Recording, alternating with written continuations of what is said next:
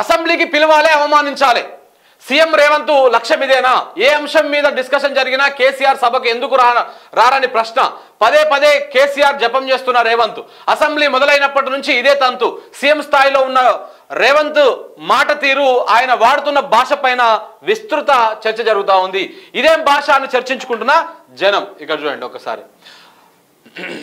రాష్ట్ర అసెంబ్లీలో బడ్జెట్ ప్రవేశపెట్టినప్పుడు చర్చ అంతా కేటాయింపుల గురించి ఉంటుంది. ఏ రంగానికి ఎంత ఇచ్చారు, ఫలానా రంగానికి తక్కువ నిధులు ఎందుకు ఇచ్చారు, ఫలానా రంగానికి ఎక్కువ నిధులు ఎందుకు ఇచ్చారు. మామూలుగా అయితే పంచాయతీ అంతా వీటి గురించే ఉంటుంది. సభ్యుల ప్రశ్నలు, నిలదీతలు, నినాదాలు, ఆందోళనలు, అవసరమైతే సస్పెన్షన్లు, ఇలా ఏదైనా బడ్జెట్ చుట్టూతనే వ్యవహారం అంతా నడుస్తూ ఉంటుంది. కానీ ఈసారి బడ్జెట్ సెషన్ కాస్త ప్రత్యేకంగా జరుగుతోంది. ప్రతి రోజు ప్రతి పూట కథ అటు ఇటు తిరిగి చివరకు కేసీఆర్ దగ్గరికే వస్తూ ఉంది.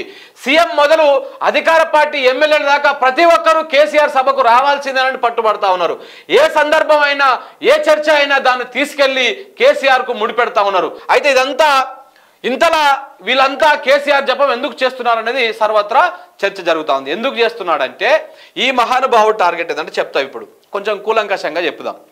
ఇప్పుడు జగన్ అక్కడ సీఎం అయిన తర్వాత చంద్రబాబుని ఏ విధంగా ర్యాగింగ్ చేసిర్రు, చంద్రబాబుని ఏ విధంగా చేసిర్రు, ఆ విధంగా ఇప్పుడు తన గురువు అయినటువంటి చంద్రబాబును అక్కడ ఆ విధంగా ర్యాగింగ్ చేసిరు. కాబట్టి జగన్ కేసీఆర్ ఇద్దరు దోస్తులు కాబట్టి ఇది చెప్తున్నటువంటి దాని లెక్క ప్రకారం ఇద్దరు మిత్రులు కాబట్టి ఇక్కడ మన కేసీఆర్ని సభకు పిలవాలి. కేసీఆర్ మాట్లాడుతుంటే మైకులు కట్ చేయాలి.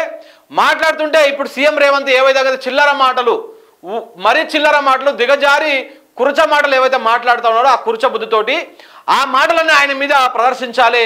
ఇష్టం వచ్చినట్టు బిహేవ్ చేయాలి. ఇష్టం వచ్చినట్టు తన గుంపునేసుకొని వాళ్ళ కేసీఆర్ మీద పడాలనేటువంటి ఉద్దేశం వాళ్ళకు ఉన్నట్టుగా కనబడతా ఉంది. కేసీఆర్ ఎందుకు వస్తలేడు అనేటువంటి మాట ఎందుకు వీళ్ళు ప్రధానంగా తీసుకుపోతా ఉన్నారు ప్రజల్లోకి అంటే దీనికోసం అన్నమాట. అంటే నేను ముఖ్యమంత్రిగా ఉన్నప్పుడు ఆయన ప్రతిపక్ష హోదాలో ఆడ కూర్చోవాలి. ఆయన కూర్చోవడానికే ప్రతిపక్ష నాయకుడి అంటే లీడర్ ఆఫ్ అపోజిషన్ పోస్ట్ తీసుకున్నాడు. లేకపోతే బీఆర్ఎస్లో కూడా చాలామంది కొంతమంది అభిప్రాయం వ్యక్తం చేసిరు, వేరే నాయకులకు ఇవ్వచ్చు కదా ఒక దళితుడికో లేకపోతే బీసీకో అని చెప్పేసి. లేదు, అది గౌరవంగా ఉండదు. అంటే గౌరవంగా ఉండదంటే ఇప్పుడు అలా ఇస్తే మనం తప్పించుకున్నటువంటిది అదైతుంది, ప్రజల్లోకి తప్పుడు సంకేతాలు పోతాయి. అలా కాదు, మనం ప్రతిపక్ష నాయకుడిగా కూడా మనం సమర్థవంతంగా మన విధులను నిర్వహిద్దాము అని చెప్పేసి కేసీఆర్ ఆ పొజిషన్ను తీసుకోవడం జరిగింది. ఎల్పీ లీడర్గా ఆయనను ఎన్నుకున్నారు ఆ పార్టీ ఎమ్మెల్యే. సో ఆయన ఆరోగ్యం బాగాలేకనో లేకపోతే ఇంకేదో ఇప్పుడు నువ్వు అసెంబ్లీకి వస్తే ఆయన నిలబడి మాట్లాడాల్సి వస్తుంది, ఇబ్బందికరంగా ఉంటుంది. అంతసేపు నిలబడలేడు, సభలో కూడా కూర్చొనే మాట్లాడాడు. సరే, ఏదైనా కారణం చేత ఆయన రాకపోయినా చాలామంది అక్కడ సబ్జెక్టు మీద మాట్లాడుతూ ఒక్కరొక్కరు మైక్ ఇస్తే 2 గంటలు 3 గంటలు మాట్లాడేటోళ్ళు ఉన్నారు. హరీష్ రావు కావచ్చు, కేటీఆర్ కావచ్చు, నిన్న కడియం శ్రీహరి అద్భుతంగా మాట్లాడాడు. కడియం శ్రీహరి కావచ్చు, జగదీష్ రెడ్డి కావచ్చు, ఇట్లా చాలామంది సీనియర్ నాయకులు అక్కడ ఉన్నారు. ఇంకొకటి పోచారం శ్రీనివాస్ రెడ్డి గారు కావచ్చు, వారికి ఎంతో అనుభవం ఉంది, ఎంతో వ్యవసాయ శాఖ మంత్రిగా చేసిరు, ఆయన స్పీకర్గా చేసిరు, రకరకాలుగా చేసిరు. సో ఇట్లాంటి వాళ్ళు చాలామంది ఉన్నారు. అయినా కానీ వీళ్ళెవరు ఈయన కాంతలేరు, కేసీఆర్ ఎందుకు వస్తున్నాడు అనేది మాత్రమే తీసుకుపోతా ఉన్నారు. దేనికంటే సరే రావాలని కోరుకోవడంలో తప్పులేదు, కానీ ఆయన్ని పిలిచి నిండు సభలో అవమానించాలి అనేటువంటి లక్ష్యంతో రేవంత్ రెడ్డి ముందడుగేస్తా ఉన్నట్టు, దాన్ని ప్రధానంగా చెప్తా ఉన్నట్టు అర్థమవుతా ఉంది. కేసీఆర్ను పిలిచి నిండు సభలో, ఎందుకంటే అది ఆన్ రికార్డు కదా, అది చరిత్ర ఉన్నన్ని నాళ్ళు ఆ రికార్డులో ఉంటుంది కదా. సో కాబట్టి ఆన్ రికార్డులో ఆయనను అవమానపరచాలి, ఆన్ రికార్డులో ఆయన చిన్న చేయాలి, ఆన్ రికార్డులో ఆయన కించపరిచే విధంగా మాట్లాడాలి. తన గుంపును పెట్టుకొని నిన్న వాడు ఉన్నాడు, ఆయన ఎవరు, ఆయన ఎమ్మెల్యే, మన మెదక్ ఎమ్మెల్యే మైనంపల్లి రోహిత్ రావు ఎంత చిన్నపిల్లల చేష్టలు చేస్తూ ఉన్నాడంటే, ఏదో మన గల్లీలల్లో ఎవడన్నా అటు మాట్లాడుతూ ఉంటే బెదిరించి బిహేవ్ చేస్తారు చూసినావా, ఆ విధంగా మాట్లాడుతూ ఉన్నాడు. అంటే ఇట్లాంటి ఏమాత్రము తలతోక తెలియని, ఒక ఎంటికకు కొసేదో మొదలైన తెలియనటువంటి వాళ్ళని అందరినీ కూడా తోటి ఈ విధంగా అవహేళన చేయించే విధంగా చేయాలనేది రేవంత్ రెడ్డి ప్లాన్ అన్నమాట. నిజంగా ఆయన మీద గౌరవం ఉంటే, ఇంకేదో ఉంటే, మన సభలో కూడా మాట్లాడాడు, నిన్న కూడా మాట్లాడడం జరిగింది. ఒకవేళ గౌరవం ఉంటే, నీళ్ళ విషయం అర్థం కాకపోతే కేఆర్ఎంబీకి అప్పచెప్తే ఏమవుతుంది కృష్ణా నీటిని, కృష్ణా ప్రాజెక్టులను అని చెప్పేసి అర్థం కాకపోతే, అన్న ఎందుకు ఈ పరిస్థితి అని అంటే నేను చెప్పేవాడిని, నేను ఆ విషయాన్ని విశదీకరించి క్లియర్గా చెప్పేవాడిని అని చెప్పేసి చెప్పిండు. అంతకంటే ఎక్కువ ఉంటుందా రాజనీతిజ్ఞత? రాజకీయాలు వేరు, రాష్ట్రం వేరు, రాజకీయాలు వేరు, రాష్ట్ర ప్రయోజనాలు వేరు, రాజకీయాలు వేరు, రైతాంగంకు ఉన్నటువంటి సమస్యలు వేరు అని చెప్పేసి ఆయన ఒక ఉద్దేశంతో మాట్లాడాడు. మరి ఆ విధంగా ముందుకు పోవాలి కదా. అలా పోకుండా ఇంకా బూతులు ఇంకా కొంచెం ముందుకు పోయినాక చాలా ఉంటాయి. సో ఇట్లా బూతులు వాడి బయటనే కించపరిచే విధంగా చేస్తాడు. అది అసెంబ్లీలో చేయాలన్నది ఆయన ప్రయత్నం అనమాట. సో ఆ ప్రయత్నాన్ని వాళ్ళు బీఆర్ఎస్ వాళ్ళు గ్రహించారు కాబట్టి ఇక ఆ విధంగా జరుగుతూ ఉంది. ఇది రేవంత్ రెడ్డి ప్రయత్నము. చంద్రబాబునుకు అవమానం జరిగిందని ఆయన ఫీల్ అయ్యి ఇప్పుడు కేసీఆర్ కూడా అవమానం చేయాలనే ప్రయత్నంలో ఆయన ఉన్నాడు. ఇంకా అది ఏం జరుగుతుందని చూడాలి. ఇంకొక అంశం కూడా ఉంది ఇందులో. ఏడిది ఇంకొక అంశం అంటే ఈసారి సెషన్ అయిపోతే మళ్ళీ సెషన్ వచ్చేసరికి పార్లమెంట్ ఎన్నికలు అయిపోతాయి. ఇది అసలు విషయం. ఇది ఈసారి సెషన్ అయిపోయింది అనుకో, బడ్జెట్ సమావేశాలు అయిపోతే మళ్ళీ సమావేశాలు వచ్చే నాటికి అంటే నెక్స్ట్ వర్షాకాల సమావేశాలు వస్తాయి అనుకుంటా.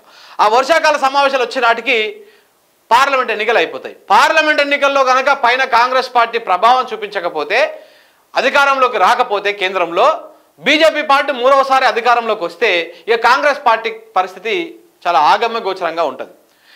దాని అడ్రస్ గల్లందయ్యేటువంటి అవకాశాలు క్లియర్ కట్గా ఉన్నాయి దేశవ్యాప్తంగా. ఎందుకంటే నిన్న మన రాహుల్ గాంధీని చూసినాం, ఎంత పప్పెట్ వేషాలంటే ఇవన్నీ పిల్లబచ్చా వేషాలన్నమాట.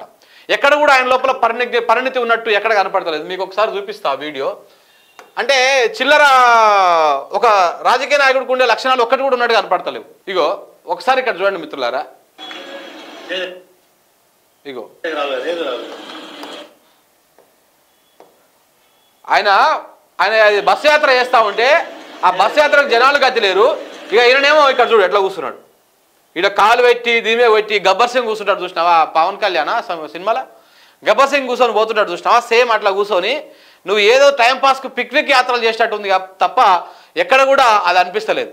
చాలామంది సీనియర్ నాయకులు, చాలామంది మమతా బెనర్జీ లాంటి వాళ్ళు చాలామంది ఆరోపణలు చేసిరు, చాలామంది ఈయనని విమర్శించారు.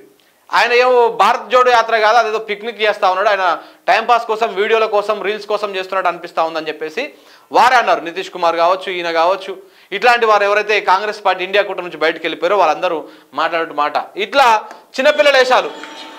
ఇగో ఆ కారులో కూర్చోట పోతుంటాడు, ఎవడు లేడు, కలిసేవాడు చూడంగా చూస్తలేడు, వాళ్ళకి ఇట్లా ఊపుతా ఉన్నాడు. సో ఇలాంటి నాయకుని పట్టుకొని రేపన్నాడు కాంగ్రెస్ పార్టీకి ఆడ పైన దిక్కు దివాన లేకపోతే మళ్ళీ బీజేపీ వస్తే నా ప్రభుత్వం ఉండదు.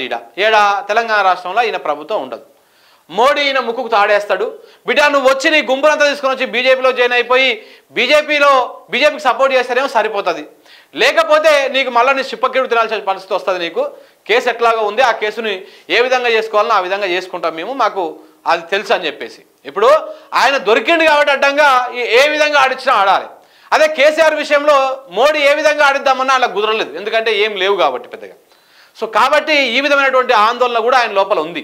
అంటే ఈ సెషన్ లోపలనే కేసీఆర్ ఇళ్ళకి పిలవాలి, ఆ సభలకు పిలవాలి, ఈ సెషన్ లోపలనే ఆయన అవమానపరచాలి, ఈ సెషన్ లోపలనే నా ఈగో సాటిస్ఫై చేసుకోవాలనేటువంటి ప్రయత్నంలో రేవంత్ రెడ్డి ఉన్నట్టు క్లియర్ కట్గా అర్థమవుతా ఉంది. ఎందుకంటే ఆయన రాకముందుకి అంత బూత్ లాంగ్వేజ్ ఇష్టం వచ్చినట్టు మాట్లాడి రండా అని ఇవాళ ఇంకా కంచరగాడిదా అంటాడు. ఇక ఇట్లాంటివన్నీ మాట్లాడుతూ ఉంటే ఇవాళ ఒక్కనా వేస్ట్ ఫెలో గాడికి కూడా ఇది మంచి పద్ధతి కాదు అన్నటువంటి ఒక్కడు కూడా మాట్లాడతారు. మేధావులు అందరూ ఏడవండుకుర్రో ఏం చేస్తూ ఉన్నారో ఎవరిని గడ్డి వీక్తారో తెలియదు, కానీ నిజంగా ఎక్కడ కూడా ఈ మాటలు కూడా మాట్లాడతలేరు. ఎంత దుర్మార్గం చూడండి. అంటే ఈయన మాట్లాడే భాష సాధారణ పబ్లిక్ అయితే వాళ్ళు అర్థమవుతా ఉంది, ఇంత దుర్మార్గంగా మాట్లాడుతుండే గీనట్ల ముఖ్యమంత్రి అని చెప్పేసి. నువ్వు ఛాయ్ కొట్టు కాడుకొని మాట్లాడినా కానీ ఆయన సీఎం లెక్క బిహేవ్ చేస్తున్నాడు, అంతా చిల్లరగాని లెక్క బిహేవ్ చేస్తూ ఉన్నాడు అని చెప్పేసి అంటా ఉన్నారు. మనం అనేటువంటి ముచ్చట కాదు, ప్రజలే అంటా ఉన్నారు ఆ విధంగా.